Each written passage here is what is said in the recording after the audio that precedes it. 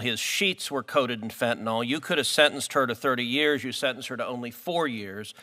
Hey everyone, welcome back. We're diving into the recent Senate Judiciary Committee hearing where Senator Ted Cruz went all out on Judge Lopez and another nominee, Ms. Campbell. So sit back and let's break down this intense exchange. So let's kick things off with Judge Lopez.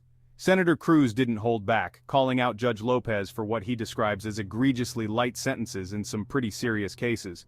For instance, there was a child molester who got only 6 years in prison, and a woman responsible for her 1-year-old son's death due to fentanyl, who got just 4 years instead of the possible 30.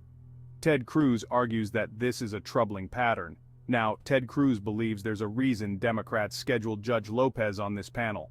According to him, it's a strategic move because they know Republicans won't have much time to dig into her record. And why is that? Because Ms. Campbell, who's also on this panel, has a record that Cruz finds even more astonishing. Talk about some intense political maneuvering. Speaking of Ms. Campbell, Ted Cruz went after her hard, accusing her of being a political activist with ties to radical organizations. One group in particular, Workers' Dignity, caught a lot of attention. Cruz claims Campbell has been a legal advisor to this organization since 2013. He describes Workers' Dignity as a Marxist and communist organization, quoting their own radical views. Campbell responded by saying her involvement with Workers' Dignity was brief, and happened over a decade ago before they expressed any radical views.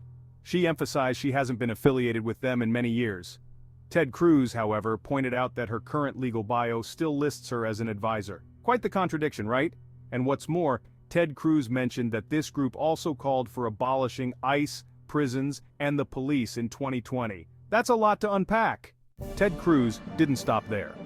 He also questioned Campbell about her alleged involvement with the Tennessee Immigrant and Refugee Rights Coalition, which also has a manifesto calling for abolishing ICE.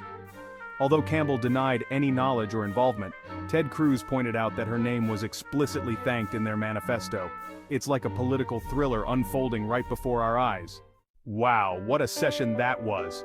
From heated accusations to intense defenses, it's clear that these hearings are far from boring. What are your thoughts on this? Do you think Ted Cruz was justified in his questioning, or do you believe Campbell and Lopez's explanations? Let me know in the comments below. If you enjoyed this breakdown and want to stay updated on all the latest political drama and more, don't forget to hit that subscribe button and ring the bell so you never miss an update.